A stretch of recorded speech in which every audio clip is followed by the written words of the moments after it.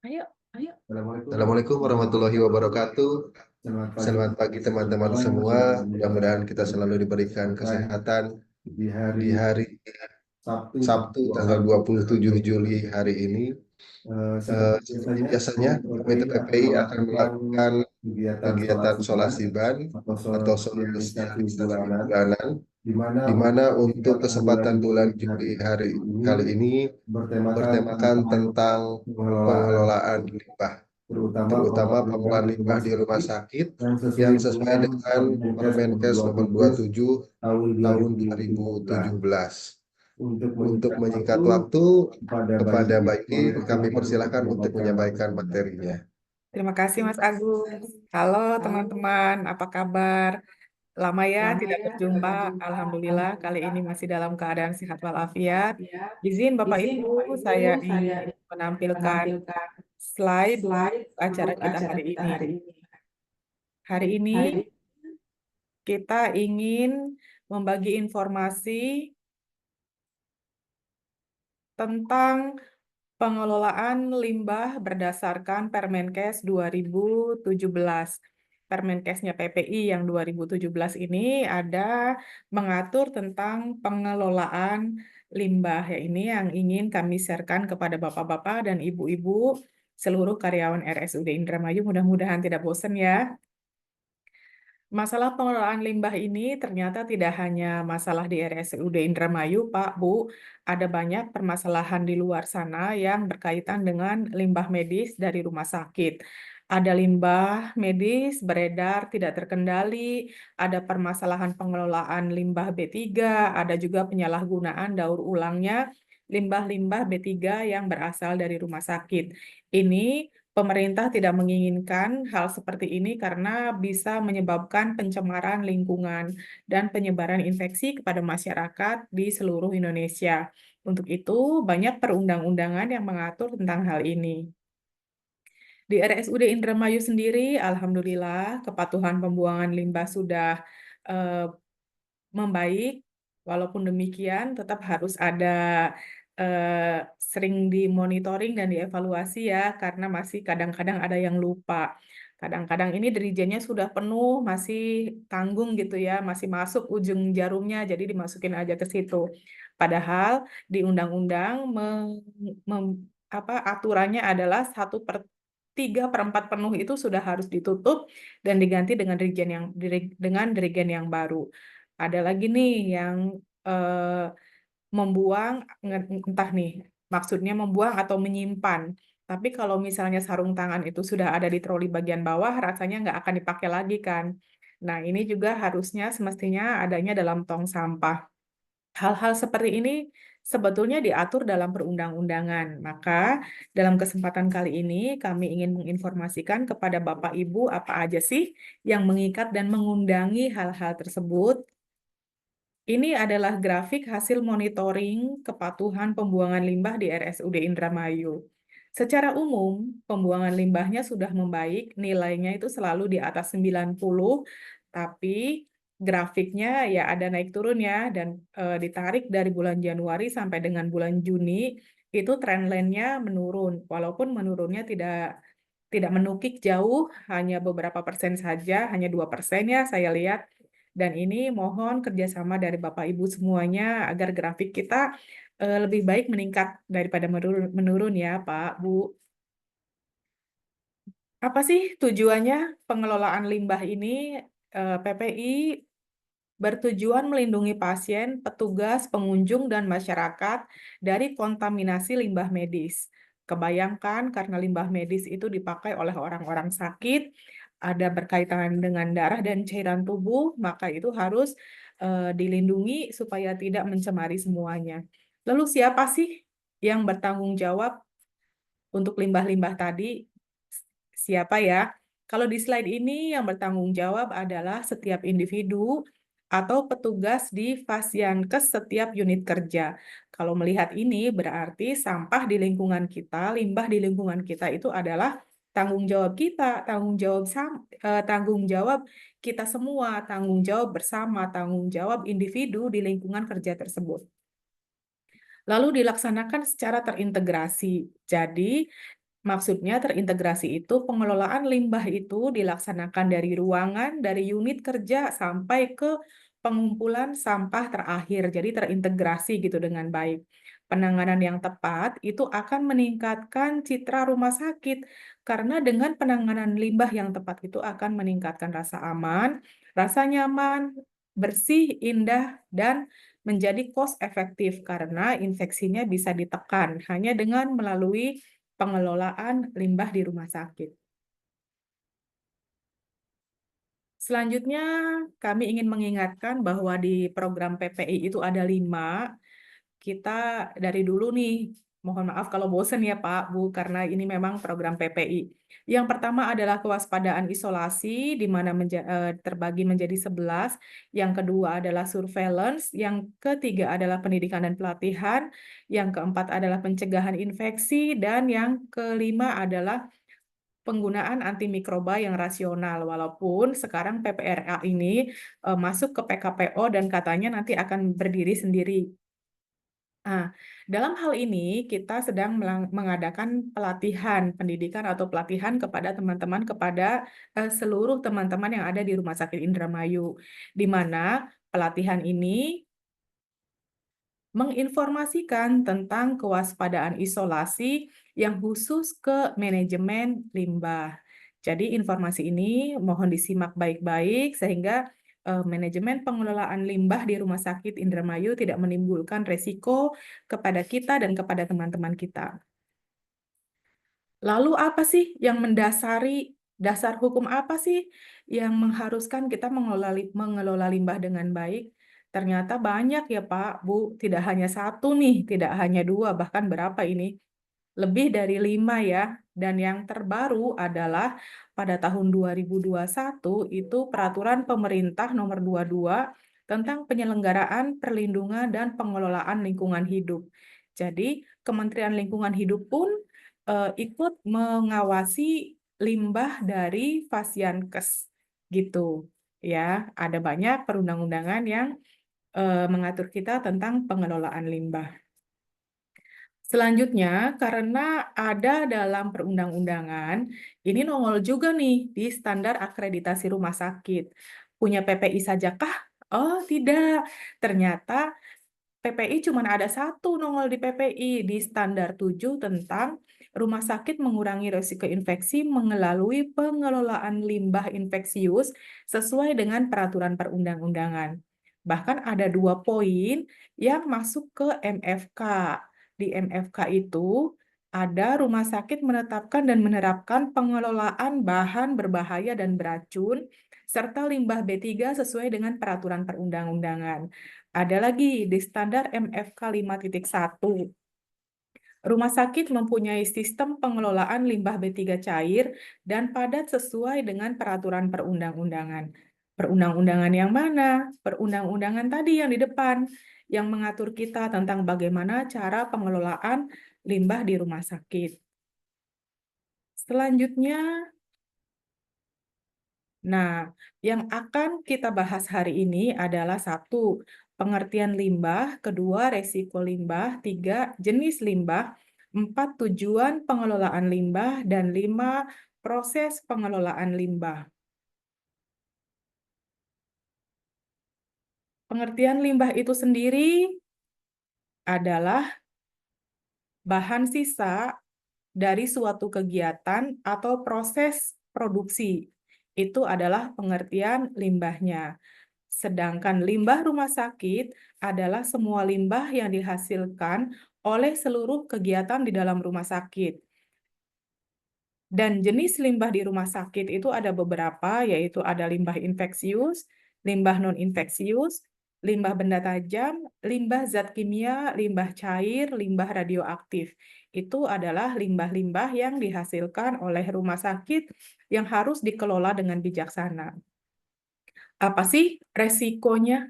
Gitu kan ya. Resiko dari limbah ini apa sih? Rumah sakit dan fasilitas pelayanan kesehatan lain sebagai sarana pelayanan kesehatan adalah suatu tempat berkumpulnya orang sakit maupun sehat, dapat menjadi tempat sumber penularan penyakit, serta mungkin terjadi pencemaran lingkungan dan gangguan kesehatan.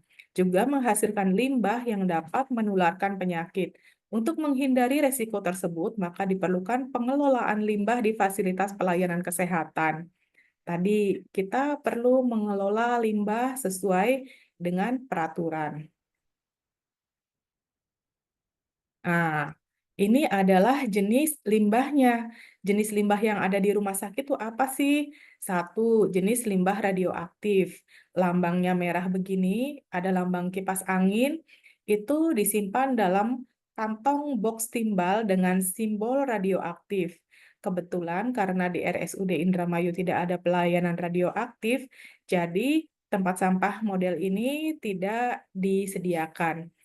Lalu nomor dua ini adalah eh, limbah sangat infeksius, kantong plastiknya atau kontainernya berwarna kuning, lambangnya biohazard, eh, keterangannya kantong plastiknya kuat, anti bocor, atau kontainer yang dapat disterilkan dengan autoclave.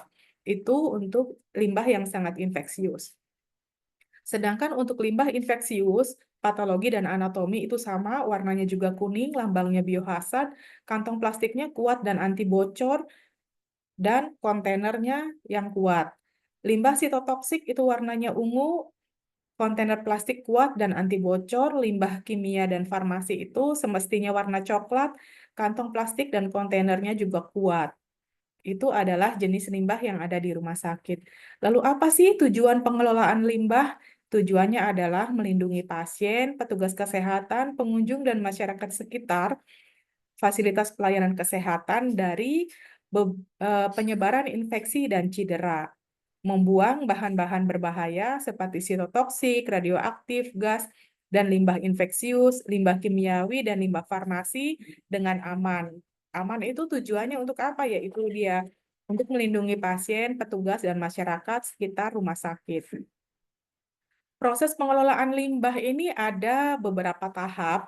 Tahap pertama adalah identifikasi, tahap kedua adalah pemisahan, tahap ketiga labeling, tahap selanjutnya pengangkutan, dan tahap terakhir adalah penyimpanan hingga pembuangan atau pemusnahan. Itu adalah tahap dari proses pengelolaan limbah.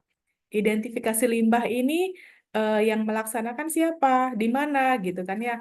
Identifikasi limbah ini dilaksanakan di eh, unit masing-masing. Secara umum limbah medis ini dibagi menjadi tiga yaitu padat, cair, dan gas. Limbah rumah sakit gas adalah semua limbah yang berbentuk gas yang berasal dari kegiatan pembakaran di rumah sakit seperti kegiatan pembakaran insinerator, asap dapur, perlengkapan generator, anestesi, dan pembuatan obat sitotoksik yang menghasilkan gas. Limbah cair adalah semua air buangan termasuk tinja yang berasal dari kegiatan rumah sakit yang memungkinkan mengandung mikroorganisme, bahan kimia beracun, radioaktif, dan berbahaya lain bagi kesehatan. Sedangkan limbah padat itu juga dibagi menjadi dua, medis dan non-medis. Ini limbah padat medis adalah limbah padat yang dihasilkan dari kegiatan di rumah sakit di luar medis, yang non-medis ya, di luar medis seperti dari dapur, perkantoran, taman, halaman, dan lain-lain. Sedangkan yang medis itu terbagi lagi menjadi limbah infeksius, limbah patologi, limbah benda tajam, limbah dari farmasi, sitotoksik, kimia, dan lain sebagainya. Ini adalah eh, limbah-limbah yang harus diidentifikasi. Pemisahan limbah. Nah, pemisahan limbah ini mulai dari awal limbah dihasilkan, berarti adalah di unit masing-masing. Jadi di situ sudah dipisahkan, tempatkan limbah sesuai dengan jenisnya antara lain. Limbah infeksius adalah limbah yang terkontaminasi darah dan cairan tubuh, dimasukkan ke dalam kantong plastik berwarna kuning di unit masing-masing ya Bapak Ibu. Nah, limbah non-infeksius itu limbah yang tidak terkontaminasi darah dan cairan tubuh, masukkan ke dalam kantong plastik berwarna hitam. Ini kita di RSUD Indramayu yang membedakan adalah kantong plastiknya. Karena kontainer tempat sampahnya kita warnanya kadang kuning semua ya, tapi bisa dibedakan di kantong plastiknya. Limbah benda tajam ini memiliki permukaan yang tajam. Apapun yang memiliki permukaan tajam, masukkan ke dalam wadah tahan tusuk dan air. Apa sih limbah benda tajam? Bisa jarum, bisa jarumnya avokat, wing needle, bisturi, dan lain sebagainya yang bersifat tajam. Termasuk eh, jarum pentul teman-teman tuh yang kadang suka suka taruh dimanapun, beresiko melukai teman-teman yang lain, itu masukkan aja ke dalam benda tajam, limbah benda tajam kalau perlu dibuang. Limbah cair segera buang ke tempat pembuangan atau kalau kita sebut biasanya pojok limbah cair atau spool hog. Proses pemilahan limbah padat. Nah, begini nih, kita kategorikan dulu benda tajamkah, limbah infeksiuskah, atau limbah non-infeksius. Bila dia limbah benda tajam, masukkan ke dalam safety box atau di RSUD Indramayu ini disediakan jerigen, nggak apa-apa, silahkan masukkan ke situ. Tapi ingat, 3/4 penuh harus ditutup dan diganti dengan yang baru. Limbah infeksius adalah limbah yang terkontaminasi cairan tubuh, darah, dan lain sebagainya, masuk ke tempat sampah dengan plastik berwarna kuning.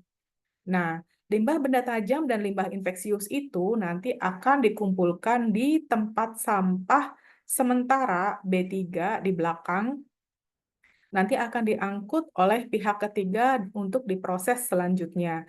Sedangkan limbah non-infeksius itu adalah limbah dari rumah tangga seperti dari dapur, dari kantor, dan lain sebagainya. Limbah dari ruang perawatan yang terkategori non-infeksius, silahkan dibuang ke tempat sampah berkantong warna hitam. Ini nanti akan dikumpulkan ke TPS umum yang akhirnya akan berakhir di TPA untuk diproses selanjutnya. Jadi pengelompokannya, pemilahannya itu diproses dari unit masing-masing ya Pak, Bu. Selanjutnya adalah wadah tempat penampungan sementara limbah infeksius. Berlambang biohazard. Nih, kayak apa ya ini namanya? Kayak yang senjatanya ninja. Si tempat sampahnya harus tertutup, mudah dibuka dengan menggunakan pedal kaki sehingga tidak ada kontak dengan tangan, bersih dan dicuci setiap hari, terbuat dari bahan yang kuat, ringan dan tidak berkarat. Jarak antara wadah limbah itu 10-20 meter. Diletakkan di ruang tindakan dan tidak boleh di bawah tempat tidur pasien. Ini mohon dilirik-lirik lagi ya Pak Bu. Penempatan tempat sampah di ruangan Bapak Ibu itu di mana? Kalau bisa, tempat sampah infeksius itu jangan di lingkungan pasien. Jangan di lingkungan yang dilewati pasien atau keluarga pasien, karena pasien keluarga pasien itu kalau perlu membuang sampah ya hanya dibuang saja di tempat sampah gitu kan, karena mereka tidak paham mana sampah infeksius, mana sampah non-infeksius. Ikat kantong plastik limbah jika sudah 3/4 penuh, diikat dengan baik, jangan nunggu penuh, lalu baru diikat seperti ini, menggelembung gitu ya, beresiko pecah dan bocor. Selanjutnya adalah pengangkutan. Pengangkutan limbah harus menggunakan troli khusus yang kuat, tertutup, dan mudah dibersihkan. Tidak boleh tercecer. Petugas menggunakan APD ketika mengangkut limbah. Nah, kan kalau di RSUD Indramayu ini Mas Candak banget ya. Cuman Mas Candak APD-nya cuman pakai sarung tangan. Nggak apa-apa deh, besok-besok mudah-mudahan APD-nya dipakai lengkap ya Mas. Jadi si sampahnya tidak mengkontaminasi pakaian Mas Candak dan teman-teman. Lift pengangkut limbah berbeda dengan lift pasien. Bila tidak memungkinkan, atur waktu pengangkutan limbah. Jadi, waktu pengangkutan limbah itu jangan bertepatan dengan pasien HD naik misalnya, atau jangan bertepatan dengan pembagian makanan misalnya kan ya, masa barang kotor bercampur dengan barang bersih gitu kan tidak bagus ya. Selanjutnya adalah pengangkutan ke pengolah nih. Pengangkutan ke pengolah karena kita tidak bisa mengolah limbah sendiri, jadi limbahnya harus diangkut ke pengolah pihak ketiga. Pengumpulan limbah dilakukan setiap hari di RSUD Indramayu, dilakukan oleh teman-teman cleaning service, dikumpulkan gitu ya. Kantong diganti setelah limbah diambil dari sumbernya. Setelah begitu tempat sampahnya kosong, diganti lagi dengan kantong yang baru. Limbah diangkut sebelum penuh 3/4 dari volume wadah. Tadi itu belum penuh banget, 3/4 penuh, diikat dan diangkut. Dilarang memadatkan atau menekan limbah saat pengumpulan. Kenapa? Karena ini beresiko pecah itunya plastiknya. Kalau pecah begitu, ada cairan akan tercecer kemana-mana. Selanjutnya, kantong limbah tidak boleh diikat seperti model telinga kelinci yang kiri kanan atau di lakban gitu. Itu tandanya terlalu penuh ya. Jadi ya mohon disesuaikan. Pengangkutan dilakukan oleh jasa pengangkut yang berizin. Nah, ketika semua limbah B3 terkumpul di TPS B3, nah itu akan diangkut oleh pengangkut yang berizin.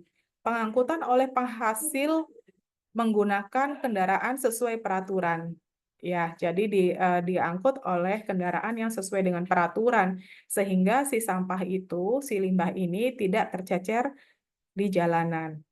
Selanjutnya tempat sampah sementara. Nih di RSUD Indramayu kita punya tempat sampah sementara di belakang, di dekat genset gitu ya.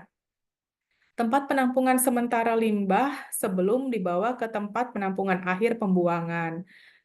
Tempatkan limbah dalam kantong plastik dan diikat dengan kuat. Seperti tadi, beri label pada kantong plastik. Setiap hari limbah diangkat ke TPS minimal 2 kali sehari. Yang ini sudah dikerjakan oleh teman-teman, oleh Mas Candak dan lain-lain. 2 hari sekali sampah diangkut ke belakang. Mengangkut limbah harus menggunakan kereta dorong khusus. Khusus kereta dorongnya ya, nggak digunakan lagi untuk mengambil barang RT misalnya, mengambil obat, dan lain sebagainya. Kereta dorong harus kuat, mudah dibersihkan, tertutup. Limbah tidak boleh ada yang tercecer. Gunakan APD ketika menangani limbah. TPS harus di area terbuka, terjangkau oleh kendaraan aman dan selalu dibersihkan.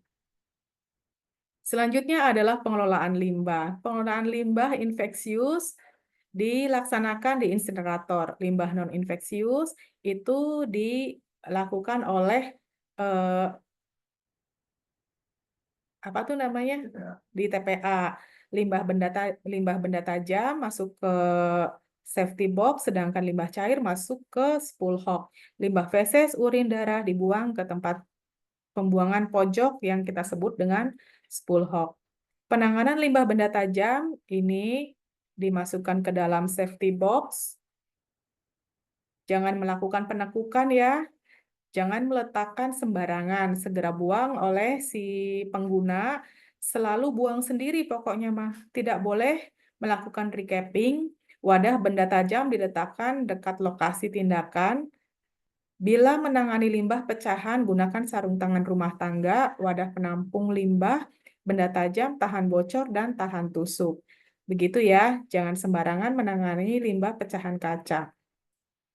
Pembuangan benda tajam, ini masuk ke dalam wadah khusus. Wadah khusus merupakan eh, wadah benda tajam ini merupakan limbah medis, jadi harus dimasukkan ke dalam kantong medis sebelum diinsinerator. Idealnya semua benda tajam dapat diinsinerasi, tapi bila tidak memungkinkan dapat dikubur dan dikapurisasi bersama limbah lain. Apapun metodenya yang digunakan harus tidak memberikan kemungkinan perlukaan kepada petugas yang melaksanakannya. Nah, sampahku itu adalah tanggung jawabku. Ya, sampahku tanggung jawabku, semua sampah yang berserakan di lingkungan kita wajib kita buang sesuai dengan kaidahnya, sesuai undang-undang yang tadi disampaikan. Terima kasih. Terima kasih untuk Mbak Yuli yang telah menyampaikan materi pada bulan Juli ini, terutama tentang pengelolaan limbah di Rumah Sakit RSUD Indramayu. Mudah-mudahan dengan kita memberikan materi ini, teman-teman bisa meningkatkan kepatuhan pembuangan limbah, sehingga tidak terjadi begitu infeksi kepada pasien, pada petugas, ataupun lingkungan yang ada di sekitar rumah sakit. Mudah-mudahan solasi Bani ini bisa bermanfaat. Sampai jumpa lagi untuk di lain kesempatan. Kami ucapkan terima kasih atas perhatiannya. Assalamualaikum warahmatullahi wabarakatuh. Waalaikumsalam warahmatullahi wabarakatuh.